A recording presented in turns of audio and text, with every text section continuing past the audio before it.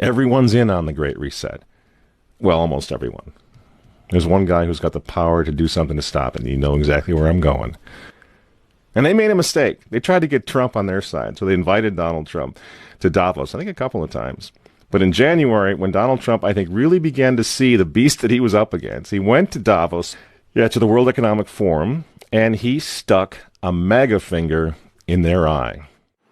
We're committed to conserving the majesty of God's creation and the natural beauty of our world. But to embrace the possibilities of tomorrow, we must reject the perennial prophets of doom and their predictions of the apocalypse. These alarmists always demand the same thing: absolute power to dominate, transform, and control every aspect of our lives. We will never let radical socialists destroy our economy, wreck our country. 2 days after Donald Trump gave that speech, the 89-year-old leftist weirdo billionaire George Soros made an emergency intervention where, at Davos, once again, warning that the U.S. 2020 election will determine the, quote, fate of the whole world. Now, in the context of Davos, take a look at this one more time. This is a month after Donald Trump addressed Davos and stuck the MAGA finger in their face. Here's what Francis, the Vatican, and Jeffrey Sachs had to say in response.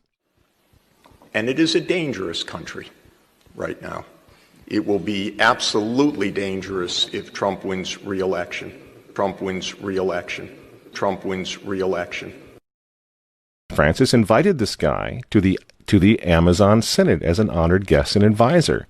He's also Bernie Sanders' advisor. What's he doing in the Vatican? Why is this guy who's a promoter for socialist, out and out socialist, Bernie Sanders, what's he doing advising the Pope? Why does he have entree to the Vatican, friends? Sachs supports abortion and contraception, but that's not a problem for the Vatican. For the Vatican, for Pope Francis, and for his friends at the UN, Donald Trump is the problem, obviously, friends. Clearly, I consider the Trump administration a danger to the world, but I regard it as a purely temporary phenomenon that will disappear in 2020. Do you get it? Do you see why there's so much hate for Trump? Because with all of his faults, again, he's the capitalist. He's not the globalist. He never will be one of them, which is why he pulled the United States out of the Paris Climate Agreement. Donald Trump pulled the United States out of the World Health Organization. That's Bill Gates and company. And now he's threatening to pull the United States out of the World Trade Organization. People say, yeah, well, Donald Trump got married twice. He's a bad guy. Really? He's right in the face of the demons on this, friends. Nobody ever said he was a saint. He's knocking the sacred cows of the United Nations down all over the world right now. The General Assembly routinely votes 185 against the United States on almost everything right now. And you remember, speaking of the United Nations, in November of 2019, again, right before COVID landed, Trump went to the UN, on the floor of the General Assembly, and he declared war on globalism. Wise leaders always put the good of their own people and their own country first. The future does not belong to globalists. The future belongs to patriots. And shortly after the speech at the UN, Donald Trump delivered, what do you think happened?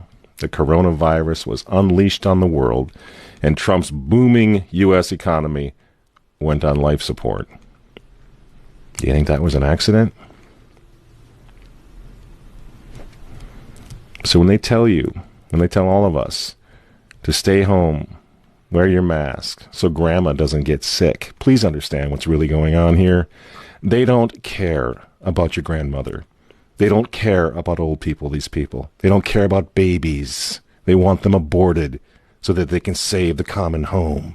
Abort babies, millions of them all over the world. They don't care about babies. They don't care about old people. In fact, if you want to save your grandma, tell the globalists to stay the hell away from her. You remember how some of them, like Cuomo and characters like this, were running COVID recovering patients through nursing homes? That's how much they care about grandma. And the name of the game now is to bring the United States economy to its knees, get it out of the way, so that everyone will want the Great Reset. Make the new normal so intolerably abnormal that even you and I, maybe, at some point in the near future, will be begging for the vaccines because we'll be driven crazy by that point. Begging for whatever else is going to keep us safe according to our jailers and our handlers and our zookeepers. You see? That's what they want. That's why they keep using this term, new normal. You know what we do to fight back? Go to work. Go back to school. If you're healthy, take off the mask. And for heaven's sake, go back to church and pray that Trump wins in November. That's what the reset was all. That's what the Russia hoax was all about. That's what the impeachment hoax was all about. Don't you see? For 4 years, I've been trying to stop this man because if he strengthens America, if he makes it great again, if he brings the economy back again, the reset won't happen. The New World Order is going to be set way back. Who knows when they're going to have another COVID opportunity like this one again, and they know it. So ask yourselves why they hate this man. These folks, these men, they hate God. They hate the unborn. They hate the traditional family. They hate you. And they hate Donald Trump, whose political opponents, by the way, right now are knocking statues of saints to the ground. They're beating up cops, and they're burning flags. You say you don't like Trump. I'm sorry, friends, but who cares? That doesn't really matter anymore. But you think of Trump's personality or his tweets. Look at the big picture. The choice is simple, friends. Stand with America right now, or fall with the New World Order in the not-so-distant future. There's no other choice. I'm Michael Matt for Remnant TV, and we'll see you next week.